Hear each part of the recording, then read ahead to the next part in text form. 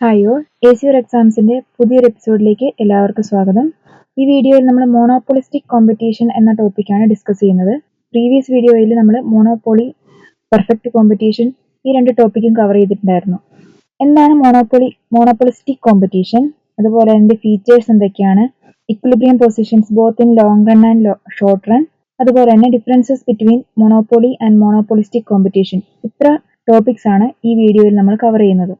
ആദ്യം തന്നെ monopolistic competition എന്ന് പറയുന്നത് ഒരു ഇംപെർഫെക്റ്റ് കോമ്പറ്റീഷൻ ആണ്.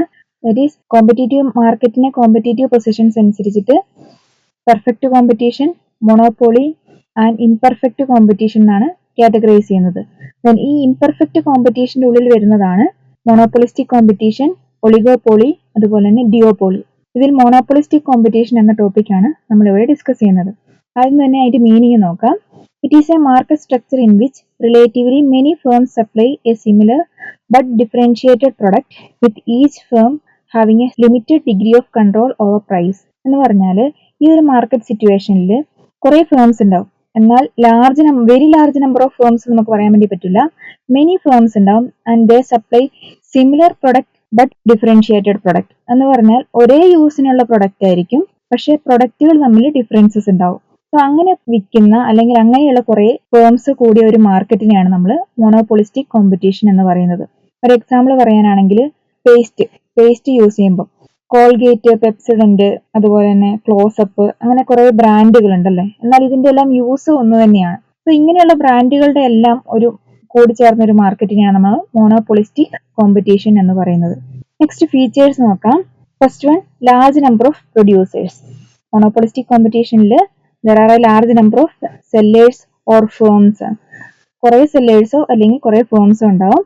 But this number is not so large as under perfect competition. Perfect കോമ്പറ്റീഷന്റെ അത്ര ലാർജ് നമ്പർ ഓഫ് പ്രൊഡ്യൂസേഴ്സ് ഉണ്ടാവില്ല. അവിടെ നമ്മൾ very large number of producers ഉണ്ടാവുക. ഇവിടെ പ്രൊഡ്യൂസേഴ്സിന്റെ എണ്ണം കൂടുതലായിരിക്കും, എന്നാൽ പെർഫെക്റ്റ് കോമ്പറ്റേറ്റീവ് മാർക്കറ്റിന്റെ സിറ്റുവേഷന്റെ അത്ര നമ്പർ ഓഫ് പ്രൊഡ്യൂസേഴ്സ് ഉണ്ടാവില്ല. രണ്ടാമത്തെ ഫീച്ചറാണ് പ്രൊഡക്റ്റ് ഡിഫറൻഷിയേഷൻ. ഈ മോണോപോളിസ്റ്റിക് കോമ്പറ്റീഷന്റെ ഏറ്റവും ഇമ്പോർട്ടന്റ് ആയിട്ടുള്ള ഒരു ഫീച്ചറാണിത്. പ്രൊഡക്റ്റ് ഡിഫറൻഷിയേഷൻ എന്ന് പറഞ്ഞാൽ പ്രൊഡ്യൂസേഴ്സ് അല്ലെങ്കിൽ ഫേംസ് എല്ലാം പ്രൊഡ്യൂസ് ചെയ്യുന്ന പ്രൊഡക്റ്റുകൾ തമ്മിൽ ബ്രാൻഡുകൾ വ്യത്യാസം ഉണ്ടാവും. ഒരേ യൂസിനുള്ള പ്രൊഡക്റ്റ് ആയിരിക്കും, എന്നാൽ ചെറിയ ചെറിയ വ്യത്യാസങ്ങളായിട്ട് ഡിഫറെന്റ് ബ്രാൻഡ്സ് ആയിട്ടായിരിക്കും പ്രൊഡക്ട്സ് ഇവർ വിൽക്കുന്നുണ്ടാവുക.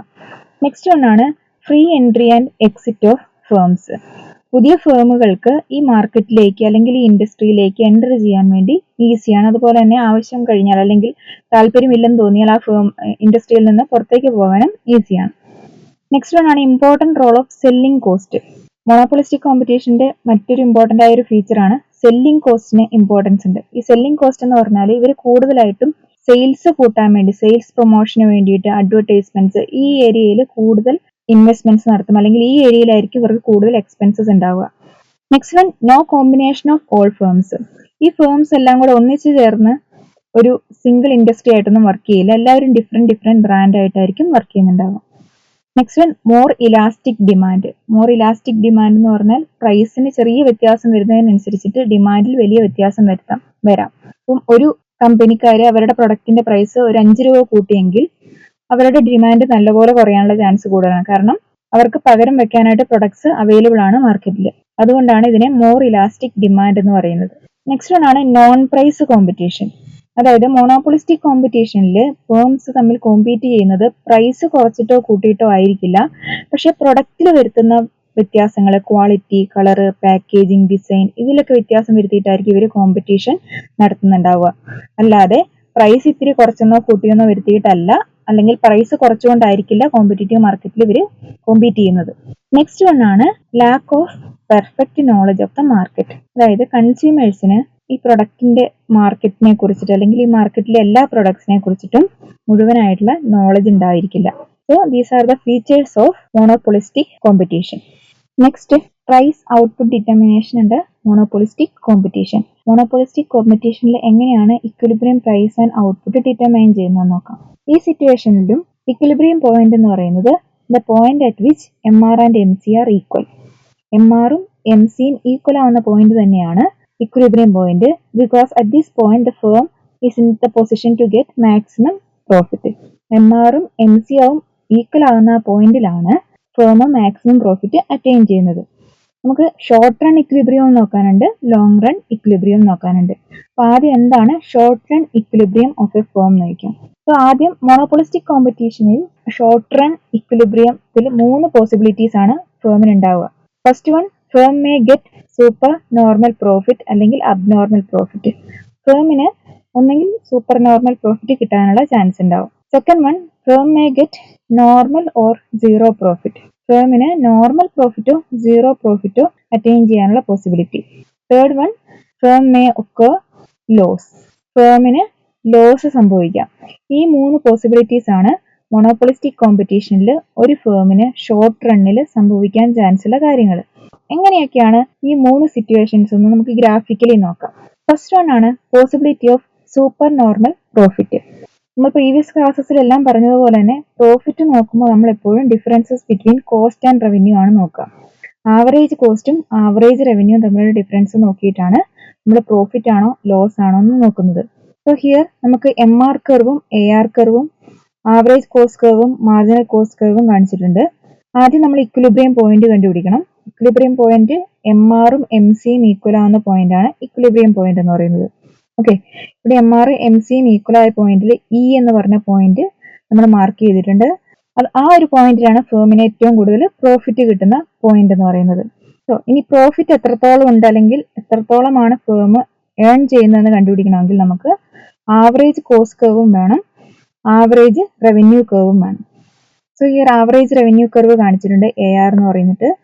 SAC short run average cost കർവും കാണിക്കുന്നുണ്ട്. നമ്മുടെ ഇക്വിലിബ്രിയം പോയിന്റ് ഡയറക്റ്റ് ആയിട്ട് X ആക്സിസിലേക്ക് വരയ്ക്കുമ്പോൾ അത് ARനെയും ആവറേജ് റവന്യൂവിനെയും ആവറേജ് കോസ്റ്റിനെയും കട്ട് ചെയ്യുന്ന പോയിന്റ് മാർക്ക് ചെയ്യാം.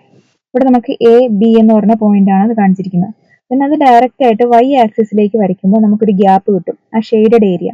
ആ ഏരിയയാണ് ഫേമിന്റെ പ്രോഫിറ്റ് എന്ന് പറയുന്നത്. ഓക്കെ, അതൊരു വൈഡർ ആയിട്ടുള്ള ഏരിയ ആയതുകൊണ്ട് തന്നെ നമുക്കവിടെ super normal profit firm earn ചെയ്യുന്നുണ്ടെന്ന് പറയാം. രണ്ടാമത്തെ പോസിബിലിറ്റിയാണ് നോർമൽ പ്രോഫിറ്റ് അല്ലെങ്കിൽ സീറോ പ്രോഫിറ്റ്. നോർമൽ പ്രോഫിറ്റ് എന്ന് പറയുമ്പോൾ ചെറിയൊരു പ്രോഫിറ്റ് ഫേം ഏൺ ചെയ്യുന്നുണ്ട്. സീറോ പ്രോഫിറ്റ് എന്ന് പറഞ്ഞാൽ പ്രോഫിറ്റും ഇല്ല ലോസും ഇല്ല, ഫേം കോസ്റ്റും റവന്യൂവും ഒരുപോലെ കവർ ചെയ്ത് പോകുന്ന ഒരു സിറ്റുവേഷനെയാണ് സീറോ പ്രോഫിറ്റ് എന്ന് പറയുന്നത്. സോ ഇവിടെ 2 ഡയഗ്രാം നിങ്ങൾക്ക് കാണാം. ഫസ്റ്റ് കേസിൽ നോർമൽ പ്രോഫിറ്റും സെക്കൻഡ് കേസിൽ സീറോ പ്രോഫിറ്റും കാണിക്കുന്ന സിറ്റുവേഷൻസ് ആണ്. ഫസ്റ്റ് കേസിൽ നമുക്ക് നോക്കാം, MRഉം MCയും കട്ട് ചെയ്യുന്ന പോയിന്റ് ഇക്വിലിബ്രിയം പോയിന്റ് ആണ്. ദെൻ അത് ഡയറക്റ്റ് ആയിട്ട് നമ്മൾ വരയ്ക്കുമ്പോൾ ARനെയും ACനെയും കട്ട് ചെയ്യുന്ന പോയിന്റ് AB എന്ന് കാണിച്ചിട്ടുണ്ട്. ദെൻ ആ പോയിന്റിൽ നിന്ന് ഡയറക്റ്റ് ആയിട്ട് പെർപെൻഡിക്കുലർ ആയിട്ട് Y ആക്സിസിലേക്ക് വരയ്ക്കുമ്പോൾ നമുക്കൊരു ചെറിയ ഏരിയ ഷെയ്ഡഡ് ഏരിയ കിട്ടും. That is the normal profit obtained by the firm.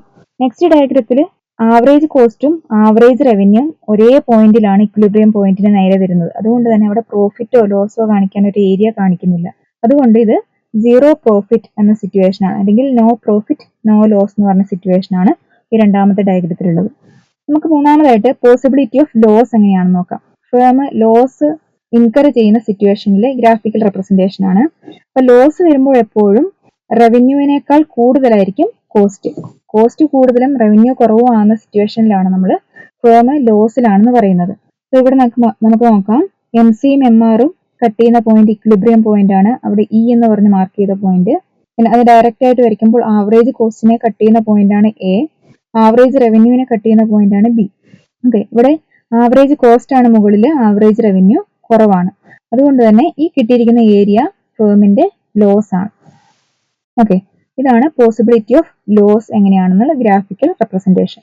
ഇനി നമ്മൾ നോക്കുന്നത് long run equilibrium under monopolistic competition. Long റണ്ണിൽ ഏതാണ് ഫേമിന്റെ ഇക്വിലിബ്രിയം പൊസിഷൻ എന്നുള്ളത്. ലോങ് റണ്ണിൽ ഫേം ഇക്വിലിബ്രിയം പൊസിഷനിൽ എത്തുന്നത് the point at which MR is equal to MC and AR is equal to AC. MRഉം MCയും ഈക്വൽ ആവുന്ന പോയിന്റും ARഉം ACയും ഈക്വൽ ആവുന്ന ഒരു സിറ്റുവേഷൻ വരുമ്പോഴാണ് ലോങ് റണ്ണിൽ ഫേം ഇക്വിലിബ്രിയത്തിൽ എത്തുക എന്ന് പറയുന്നത്. സോ ഈ ഡയഗ്രാം നോക്കിയാൽ നമുക്ക് മനസ്സിലാവും, ഇവിടെ MR MC കട്ട് ചെയ്യുന്ന പോയിന്റ് ആണ് ഇക്വിലിബ്രിയം പോയിന്റ്. നമ്മൾ നേരെ വരയ്ക്കുമ്പോൾ ARഉം ACയും അവിടെ ഈക്വൽ ആണ് അല്ലേ. അതുകൊണ്ട് തന്നെ ഫേമിന് നോർമൽ പ്രോഫിറ്റ് അല്ലെങ്കിൽ സീറോ പ്രോഫിറ്റ് ആയിരിക്കും ലോങ് റൺ ഇക്വിലിബ്രിയത്തിൽ ഉണ്ടാവുക. ലോങ് റൺ ഇക്വിലിബ്രിയം പൊസിഷൻ എന്ന് പറയുന്നത് MRഉം MC ഈക്വൽ ആവുന്ന പോയിന്റ് ഇക്വിലിബ്രിയം, ദെൻ ARഉം ACയും കൂടി ഈക്വൽ ആയാൽ മാത്രമാണ് ലോങ് റണ്ണിൽ ഇക്വിലിബ്രിയം പൊസിഷനിൽ എത്തുന്നത്. ലോങ് റൺ ഇക്വിലിബ്രിയം പൊസിഷനിൽ ഫേമിന് no profit no loss situation ആയിരിക്കും ഉണ്ടാവുക. നമ്മൾ നോക്കാൻ വേണ്ടി പോകുന്ന last topic differences between monopoly and monopolistic competition ആണ്. സോ ഫസ്റ്റ് വൺ, എത്ര പ്രൊഡ്യൂസേഴ്സ് ആണ് മാർക്കറ്റിലുള്ളതെന്ന് നോക്കിയിട്ട് മൊണോപ്പൊളിയിൽ സിംഗിൾ സെല്ലർ മാത്രമേ ഉണ്ടാവുള്ളൂ, എന്നാൽ മൊണോപ്പൊളിസ്റ്റിക് കോമ്പറ്റീഷനിൽ ലാർജ് നമ്പർ ഓഫ് സെല്ലേഴ്സ് ഉണ്ടാവും. രണ്ടാമത്തെ differentiation, under monopoly product differentiation does not exist. Product differentiation എന്നൊരു സബ്ജക്റ്റ് നമ്മുടെ മൊണോപ്പൊളിയുടെ കേസിൽ വരുന്നില്ല, എന്നാൽ മൊണോപ്പൊളിസ്റ്റിക് കോമ്പറ്റീഷന്റെ ഒരു ഇമ്പോർട്ടന്റ് ആയ ഒരു ഫീച്ചറാണ് പ്രൊഡക്റ്റ് ഡിഫറൻസിയേഷൻ എന്നുള്ളത്. Next, under monopoly there are no competitors. മൊണോപ്പൊളിയിൽ കോമ്പറ്റീറ്റേഴ്സ് ഒന്നുമില്ല, എന്നാൽ മൊണോപ്പൊളിസ്റ്റിക് കോമ്പറ്റീഷനിൽ കോമ്പറ്റീറ്റേഴ്സ് ഉണ്ട്. Next one, under monopoly new firms cannot enter into the market easily. ഒരു പുതിയ ഫേമിന്, പുതിയ പ്രൊഡ്യൂസറിന് ആ ഇൻഡസ്ട്രിയിലേക്ക് എൻട്രി ചെയ്യാന്നുള്ളത് ഈസി അല്ല, എന്നാൽ മോണോപ്പൊളിസ്റ്റിക് കോമ്പറ്റീഷനിൽ free entry and exit of firms. Next one, under monopoly the demand of the product is less elastic. മൊണോപ്പൊളിയുടെ കേസിൽ പ്രൊഡക്റ്റിന്റെ ഡിമാൻഡ് ഇലാസ്റ്റിസിറ്റി കുറവായിരിക്കും, എന്ന് പറഞ്ഞാൽ പ്രൊഡക്റ്റിന്റെ പ്രൈസ് കുറച്ച് കൂടിയാലും കുറഞ്ഞാലും അത് ഡിമാൻഡിനെ അഫക്റ്റ് ചെയ്യുന്നില്ല, കാരണം അവിടെ ക്ലോസ് സബ്സ്റ്റിറ്റ്യൂട്ട് ഒന്നും അവൈലബിൾ അല്ല. എന്നാൽ മോണോപ്പൊളിസ്റ്റിക് കോമ്പറ്റീഷന്റെ കേസിൽ ഇലാസ്റ്റിക് ആണ് ഡിമാൻഡ്, എന്ന് പറഞ്ഞാൽ പ്രൈസിൽ ചെറിയ വ്യത്യാസം വന്നാൽ തന്നെ ഡിമാൻഡിനെ കാര്യമായി അഫക്റ്റ് ചെയ്യും. ലാസ്റ്റ് ഡിഫറൻസ് ആണ്, under monopoly selling cost have no role to play. മൊണോപ്പൊളിയിലെ സെല്ലിംഗ് കോസ്റ്റിന് പ്രത്യേകിച്ച് റോളൊന്നുമില്ല, എന്നാൽ മൊണോപ്പൊളിസ്റ്റിക് കോമ്പറ്റീഷനിലെ ഒരു ഇമ്പോർട്ടന്റ് ആയിട്ടുള്ള ഭാഗമാണ് സെല്ലിംഗ് കോസ്റ്റ് എന്ന് പറയുന്നത്. So these differences between monopoly and monopolistic competition. അതിനേക്കാൾ കൂടുതൽ ഡിഫറൻസസ് നിങ്ങൾക്ക് ആഡ് ചെയ്യാവുന്നതേ ഉള്ളൂ. 2 ക്ലാസ് കേട്ടവർക്ക് കൂടുതലായിട്ടുള്ള ഡിഫറൻസസ് ഒക്കെ എഴുതി ചേർക്കാൻ വേണ്ടി സാധിക്കും, എന്നാൽ എക്സാമിന് എഴുതാനായിട്ട് ഈസി ആയിട്ടുള്ള കുറച്ച് പോയിന്റ്സ് മാത്രമാണ് ഞാനിവിടെ നോട്ട് ചെയ്തിട്ടുള്ളത്. സോ മൊണോപ്പൊളിസ്റ്റിക് കോമ്പറ്റീഷന്റെ ഇമ്പോർട്ടന്റ് ആയിട്ടുള്ള ഭാഗങ്ങളെല്ലാം നമ്മൾ ഡിസ്കസ് ചെയ്ത് കഴിഞ്ഞു. നെക്സ്റ്റ്, ഒളിഗോപോളി എന്ന മാർക്കറ്റ് സിറ്റുവേഷനെ കുറിച്ച് നെക്സ്റ്റ് വീഡിയോയിൽ നമ്മൾ ഡിസ്കസ് ചെയ്യുന്നതായിരിക്കും. എൻ്റെ വീഡിയോസ് നിങ്ങൾക്ക് ഇഷ്ടമായിട്ടുണ്ടെങ്കിൽ വീഡിയോ ലൈക്ക് ചെയ്യുക, ഒപ്പം തന്നെ പേജ് മറക്കാതെ സബ്സ്ക്രൈബ് ചെയ്യാനും കൂടി ഒന്ന് ശ്രമിക്കുക. Thank you.